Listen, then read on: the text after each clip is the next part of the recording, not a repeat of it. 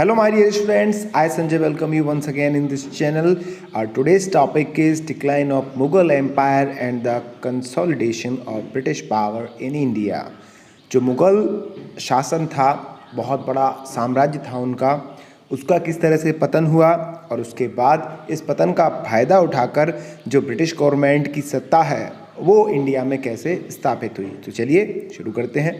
The Mughal Empire was established by Babur in 1526. It gained stability, earned fame and became powerful by the efforts of Akbar.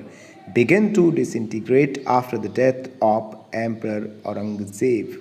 भाई India में Mughals का जो empire है, बड़ा सा empire, लंबी क्षेत्र पर इन्होंने कब्जा कर रखा था, काफ़ी ज़्यादा स्टेट्स इनके कब्ज़े में थे। तो ये बाबर के टाइम पर एस्टेब्लिश्ड हुआ था और बाबर ने इसकी नींव इसको 1526 ईयर में एस्टेब्लिश्ड किया था, जो कि अकबर के प्रयासों से काफ़ी ज़्यादा स्टेबल हुआ, काफ़ी ज़्यादा इसे प्रसिद्धि मिली। साथ ही साथ ये इतना ज़्यादा पावरफुल हो गया था कि जो भी बाकी सारे स्टेट के एम्पायर थे, एम्परर थे, वो इनसे फ्रेंडशिप करना चाहते थे क्योंकि भाई ताकतवर था।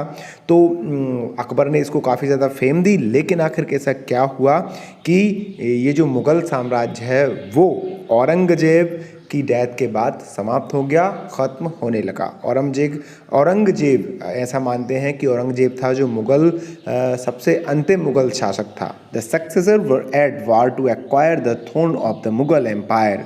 The claimants of throne took help from the chieftains of the empire. Constantly, Mughal emperors had to concede to the demands of the chieftains and amirs. The later Mughal emperors were simply puppet rulers in their hands. They could not check the decline of the empire. जो Mughal emperor थे उनकी गद्दी को हथियाने के लिए, उस पर अपना कब्ज़ा करने के लिए जो उनके सक्सेसर थे, मतलब कि उत्तराधिकारी थे, उनके बीच में संघर्ष हुए, काफ़ी ज़्यादा लड़ाइयाँ हुई। सपोज़ करिए किसी मुग़ल शासक के दो बेटे हैं तो एक ने दूसरे को मार दिया, पता चला दूसरे का जो मिनिस्टर था उसने अपने एम्परर को मार के खुद गद्दी पर बैठ गया। तो इस तरह के संघर्ष उनके बीच में होने लगे। जो भी गद्दी के दावेदार थे वो अपने सरदारों के साथ, मतलब कि जो ग्रुप कैप्टन्स होते थे, उनके जो आर्मी के हेड होते थे, उनकी हेल्प से राजगद्दी को प्राप्त करने लगे। साथ ही इस तरह से वो बैठने लगे। दूसरी तरफ उनको हराने के लिए दूसरे जो उनके सक्सेसर थे वो अटैक करते, तो इस तरह से एक दूसरे को मार रहे थे। अब इसका नतीजा ये हुआ कि जो सरदार थे उन पर मुग़ल शासक पूरी तरह से डिपेंड्स हो गए, क्योंकि एक तो वो वीक थे, अगर वो स्ट्रांग होते तो क्या वो अपने सरदारों या कह सकते हैं जो आर्मी के हेड थे उनको इतना ज़्यादा इम्पोर्टेंस देते, और देते भी तो उनको एक लिमिट अमाउंट में इम्पोर्टेंस देते, उन पर डिपेंड नहीं होते। जो आने वाले मुग़ल एम्परर थे वो इतने ज़्यादा निकम्मे थे कि उनको दूसरे राज्य पर अटैक करने के लिए अपने सरदारों पर डिपेंड होना पड़ता। जब आप किसी पर डिपेंड होंगे तो आपको कहीं ना कहीं उसकी वो बातें भी माननी पड़ेंगी जो आपको अच्छी नहीं लगती, या जो जिसे आपको लगता है कि यार ये गलत हो सकती हैं, मेरे लिए घातक हो सकती हैं। तो ऐसा ही उन जो मुग़ल के सक्सेसर्स थे, जो उत्तराधिकारी थे, उनके साथ भी हुआ। उन्होंने सरदारों की बातें मानी और बाद में उनके हाथों की कठपुतली बन गए। सरदारों के हाथ में हम कह सकते हैं कि ज़्यादातर सत्ता मुग़ल एम्पायर की पहुंचने लगी। अब ये मुग़ल शासकों का बड़ा सा जो राज्य था, जब वो विघटित हुआ, डिसइंटीग्रेट हुआ, तो बहुत सारे छोटे छोटे राज्य बने। अब वो कौन कौन से राज्य बने थे आइए हम देखते हैं।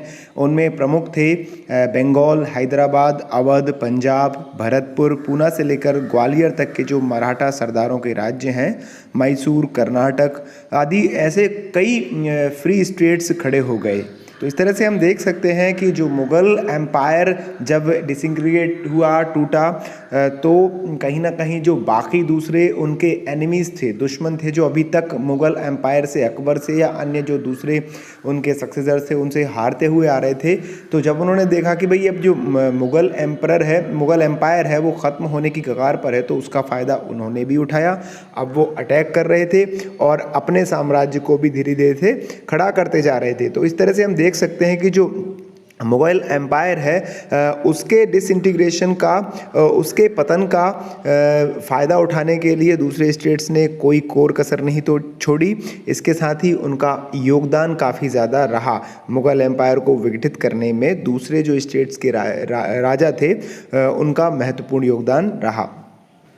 Attacks from the rulers like Nadir Shah of Iran and Afghan ruler Ahmad Shah Abdali sounded the death knell for the Mughal Empire. और इसी टाइम पीरियड में ईरान के शासक नादिर शाह और अफ़गान शासक अहमद शाह अब्दाली के जो अटैक्स थे उन्होंने मुग़ल साम्राज्य के पतन को और ज़्यादा करीब ला दिया, या कह सकते हैं कि मुग़ल शासन के पतन में इनके अटैक्स ने एक महत्वपूर्ण योगदान निभाया। यहाँ तक हम देख सकते हैं कि 15वीं सेंचुरी में इंडिया के अंदर मुग़लों का काफ़ी बड़ा साम्राज्य था, बहुत ज़्यादा स्ट्रॉन्ग थे वो उस टाइम पर इंडिया में। लेकिन 16वीं सेंचुरी की स्टार्टिंग में हम देख सकते हैं कि मुग़लों का पतन हुआ, जिसका फ़ायदा ब्रिटिश या दूसरे फॉरेनर्स के द्वारा भरपूर उठाया गया। उन्होंने इंडिया में आकर अपना कब्ज़ा जमाना शुरू कर दिया था। So my dear students, we are going to stop this topic here. I hope you have enjoyed it, and if you like this topic, press the like button and don't forget to subscribe our channel. Thanks for watching me.